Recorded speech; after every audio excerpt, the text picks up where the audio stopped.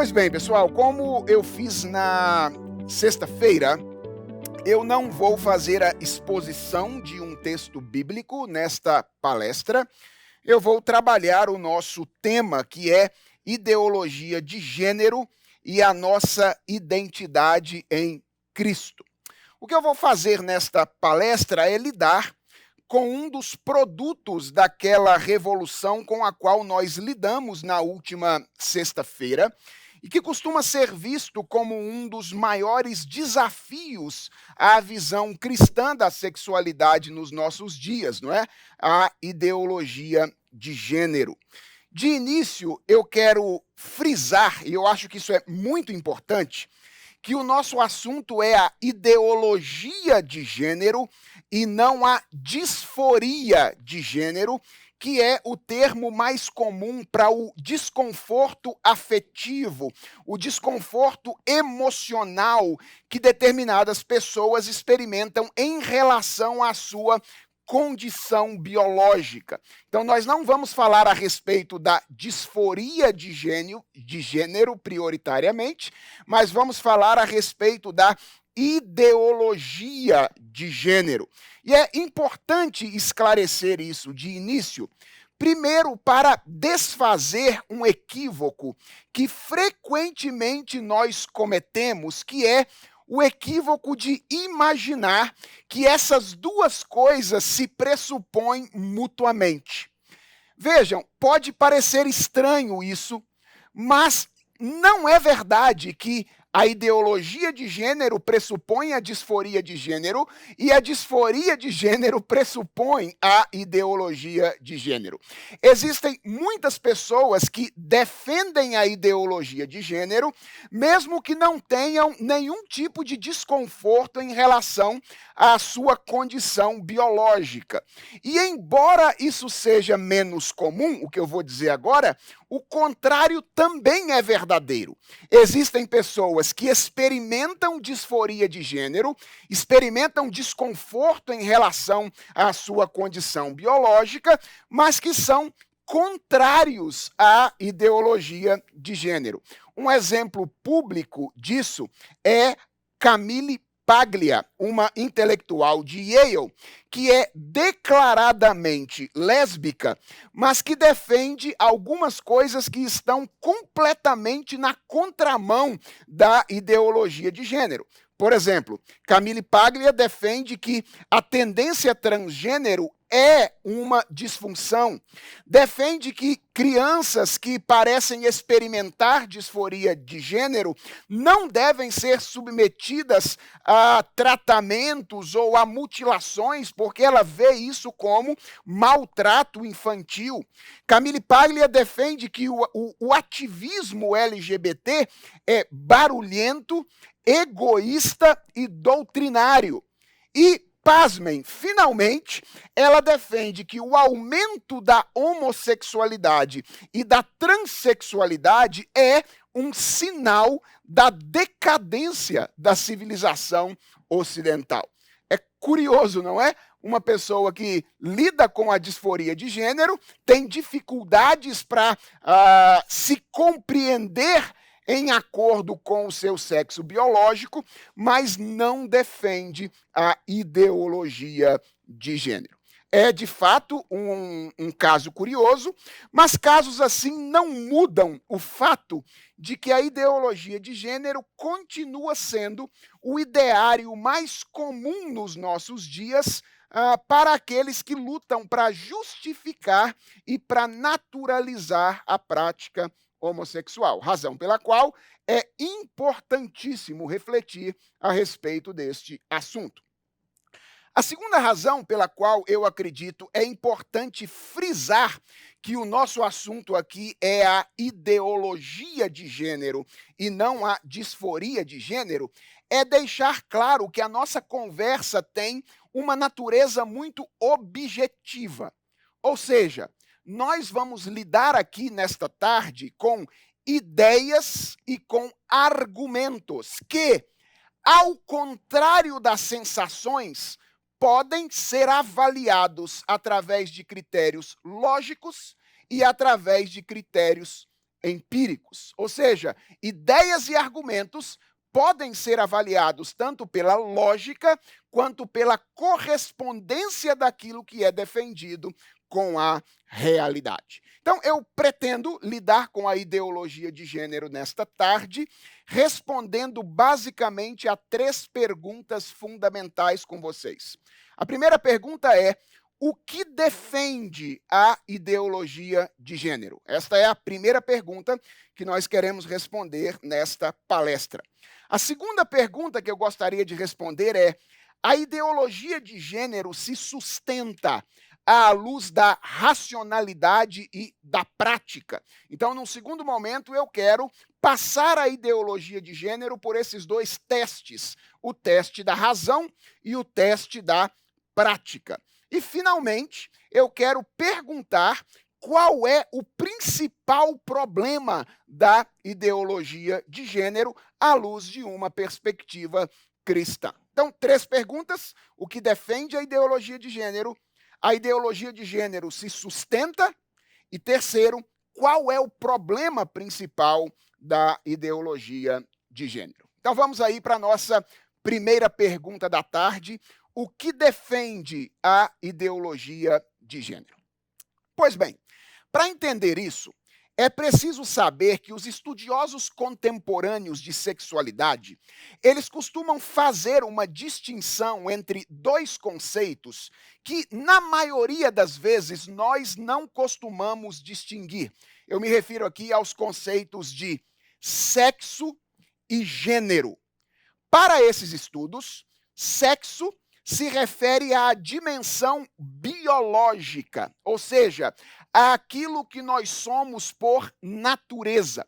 A maior parte dos estudiosos da sexualidade no mundo contemporâneo não tem muita dificuldade em afirmar que existem apenas 2 sexos, masculino e feminino, visto que, para eles, o sexo é algo que se define geneticamente por meio da nossa estrutura cromossômica e por meio da nossa condição reprodutiva. Então, sexo teria a ver, ou tem a ver nos estudos contemporâneos de sexualidade, com a nossa dimensão biológica.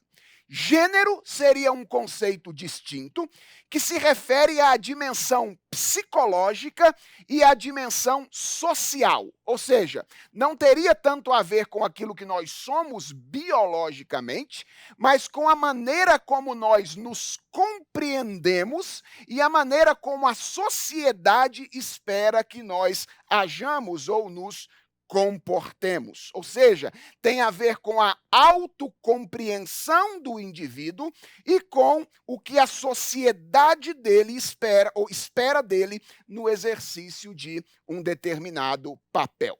Talvez você esteja olhando para mim e perguntando já, e o que nós deveríamos fazer com essa distinção? Então, deixa eu explicar como eu vejo essa tentativa de distinguir os 2 conceitos. Para mim, a distinção em si não é um problema. De fato, essas 3 coisas, a nossa constituição física, a nossa autocompreensão e a expectativa social ao nosso respeito, são diferentes dimensões da nossa sexualidade. E coisas diferentes podem ser analiticamente distinguidas. Se isso parece muito estranho para você, eu recomendo que você leia o primeiro artigo do livro Projetado para a Alegria: Como o Evangelho Impacta Homem e Mulher, Identidade e Prática. É um livro prefaciado pelo pastor John Piper, e há um artigo, que é o primeiro do livro, intitulado Sendo Homem e Agindo como Um, no qual o pastor Jonathan Parnell, que é um dos organizadores do livro, trata com maestria a singularidade dessas 3 dimensões. Então, a distinção em si não é o problema. Eu vejo 2 problemas no modo como essa distinção é feita. Primeiro, a nomenclatura que é utilizada nessa distinção.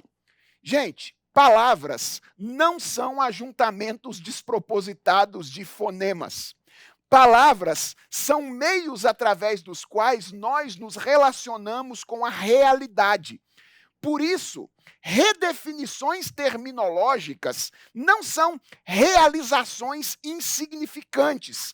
Com o tempo, as redefinições terminológicas alteram a maneira como nós nos relacionamos com a realidade. E as palavras têm história. Por essa razão, eu não creio que tomar o termo gênero para se referir à dimensão subjetiva seja algo adequado. Gênero é uma palavra que se origina do latim genus, que significa nascimento ou família.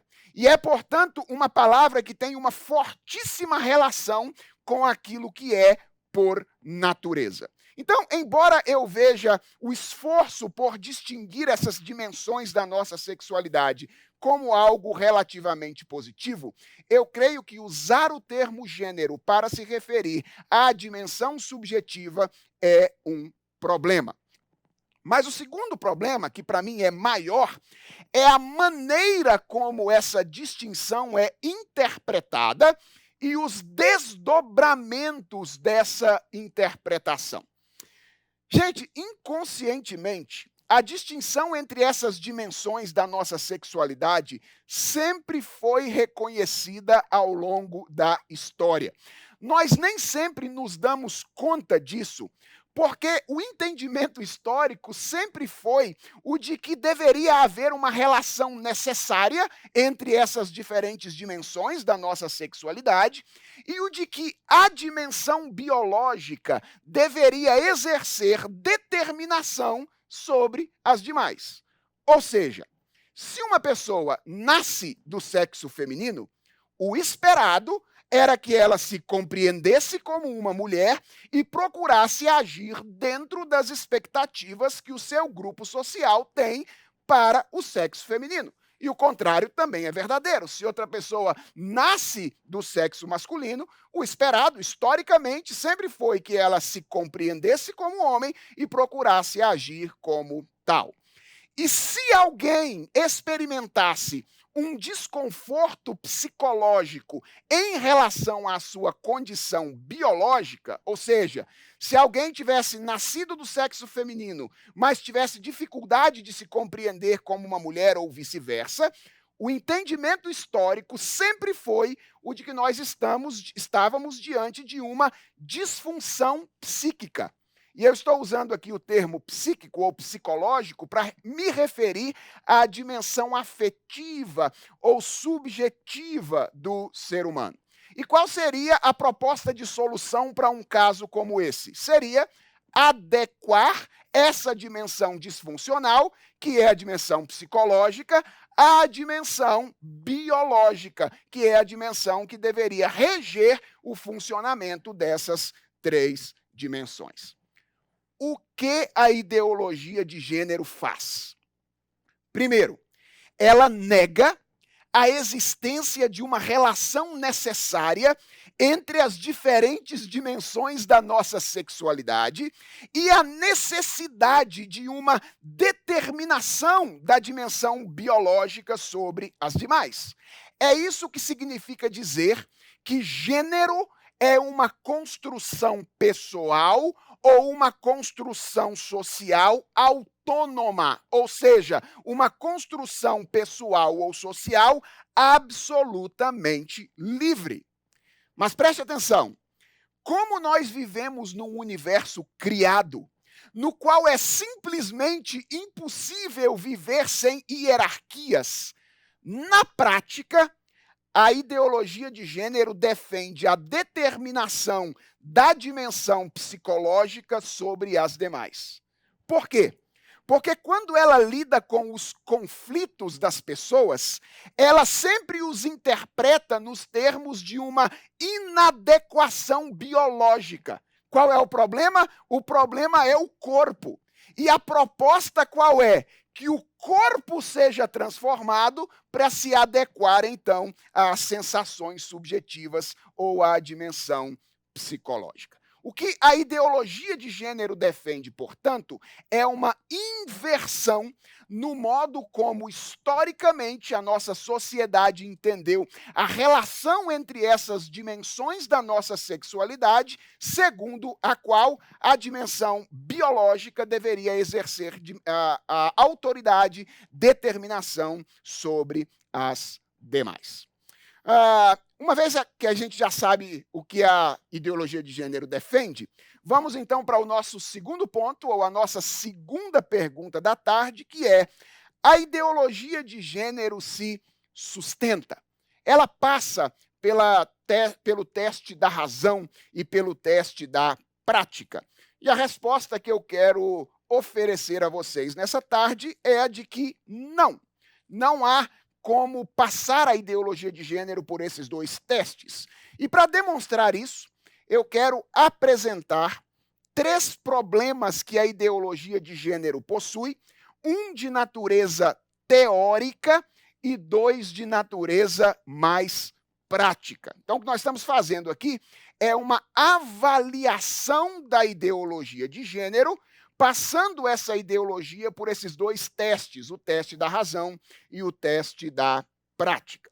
Então, qual é o problema teórico da ideologia de gênero? Basicamente, esse problema tem a ver com a impossibilidade de justificar a singularidade da questão de gênero em relação a outros estados subjetivos. Eu vou repetir isso e depois vou usar uma ilustração para explicar o que eu estou querendo dizer. O problema teórico da ideologia de gênero tem a ver com a impossibilidade de justificar a singularidade da questão de gênero em relação a outros estados subjetivos. Deixa eu tentar explicar isso com uma ilustração. Imagine que uma mulher fosse a um consultório médico e dissesse mais ou menos o seguinte ao médico com quem ela se encontra: doutor, eu tenho pensado em suicídio porque eu sinto que eu sou uma pessoa amputada, presa em um corpo normal. Eu gostaria que o senhor me ajudasse arrancando um dos meus braços ou uma das minhas pernas. O que é que você acha que aconteceria?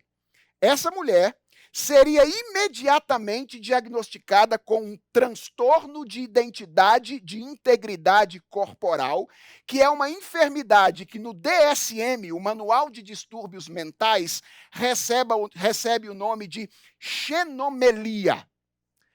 Agora, se essa mesma mulher fosse ao mesmo consultório e dissesse: eu me sinto um homem preso no corpo de uma mulher, e solicitasse uma mastectomia dupla completa, então ela seria identificada como um transgênero e seria atendida na sua solicitação.